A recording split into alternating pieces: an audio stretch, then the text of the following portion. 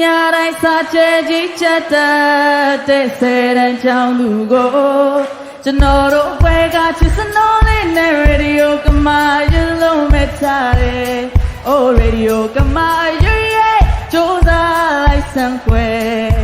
ဒီတွေနဲ့အောင်ဖို့ဆူတောင်းပေးမယ်သူတွေရှိတယ် Oh radio ကမာရွရဲ့ကြိုးစားလိုက်စမ်းခွဲ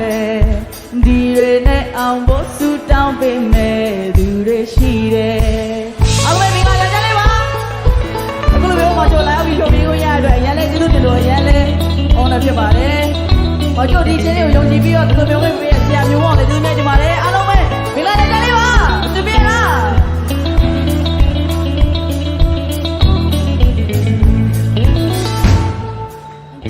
ရှောင်းရင်တခါမတင်ဝါကဖြက်လာဆောင်ကြည့်သူရဲ့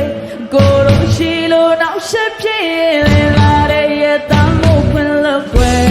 Oh radio ကမာရွရဲ့စိတ်ဆိုးလိုက်တဲ့ွယ်စားရမချက်နိုင်ရင်ဝမ်းနေရမယ်သူရှိတယ် Oh radio ကမာရွရဲ့စိတ်ဆိုးလိုက်တဲ့ွယ်စားရမချက်နိုင်ရင်ဝမ်းနေရမယ်